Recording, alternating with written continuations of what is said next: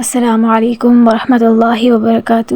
آپ دیکھ رہے ہیں سیدہ حافظہ آفیشیل۔ دلوں کی دنیا سے آپ تک روشن پیغام لیے میں حاضر ہوں۔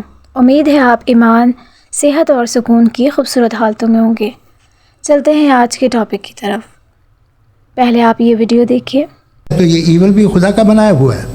جی ہاں، خدا کا بنایا ہوا ہے، لیکن اچھا چلو اچھی بات۔ جی بالکل تو بالکل خدا نے بنایا ہے۔ ابھی تو یہ ہے کہ جو میجورٹی ہے دنیا میں وہ ایول ہے، تو یہ خدا ایکچولی ایول کے سائڈ پہ لگ رہا ہے مجھے۔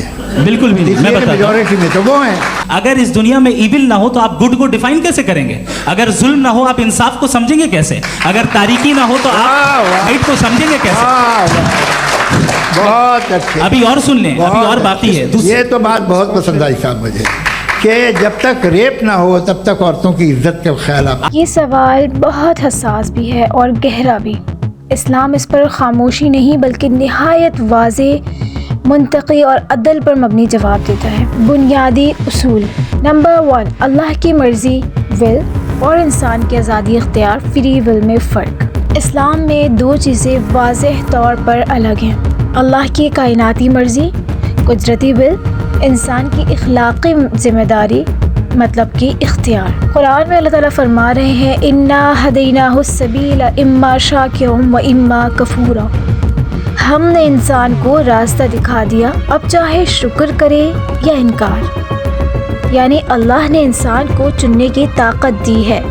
برائی کا انتخاب انسان خود کرتا ہے، اللہ مجبور نہیں کرتا۔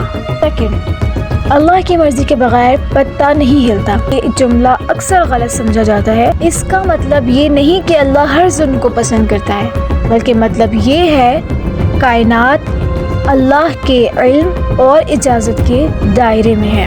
قرآن میں اللہ تعالیٰ فرما رہے ہیں وَمَا رَبُّكَ بِظَلَّامٍ لِّلْعَبِيدِ۔ تمہارا رب بندوں پر ظلم کرنے والا نہیں، اللہ حکم نہیں دیتا ظلم کا۔ نمبر 3، معصوم بچی پر ظلم۔ اللہ کی نظر میں سب سے بڑا جرم اسلام میں زنا، بچوں پر ظلم، جبر، یہ سب گناہ کبیرہ ہیں۔ حدیث میں رسول اللہ صلی اللہ علیہ وسلم نے فرمایا تم میں سے ہر شخص ذمہ دار ہے اور اس سے اس کی ذمہ داری کے بارے میں سوال ہوگا۔ ظالم مکمل طور پر جواب دہ ہے۔ نمبر 4، پھر اللہ روک کیوں نہیں دیتا؟ یہ سوال دراصل امتحان دنیا سے جڑا ہے۔ الذی خلق الموت والحیات لیبلوکم۔ اس نے موت زندگی کو اس لیے پیدا کیا تاکہ تمہاری آزمائش کرے۔ اگر ہر ظلم فوراً روک دیا جائے، ہر مجرم فوراً پکڑ لیا جائے، تو امتحان، اختیار اور عدل آخرت کا کوئی مفہوم نہ رہے۔ نمبر 5، معصوم بچے کا کیا قصور؟ کیا اسے انصاف ملے گا؟ اسلام کا جواب یہ ہے 100% ہاں۔ حدیث میں رسول اللہ صلی اللہ علیہ وسلم نے فرمایا قیامت کے دن بغیر سینگ والی بکری کو بھی سینگ والی بکری سے بدلہ دلوایا جائے گا۔ اللہ کے ہاں کوئی آنسو ضائع نہیں جاتا۔ نمبر 6، ظالم کا انجام اگر دنیا میں بچ بھی جائے۔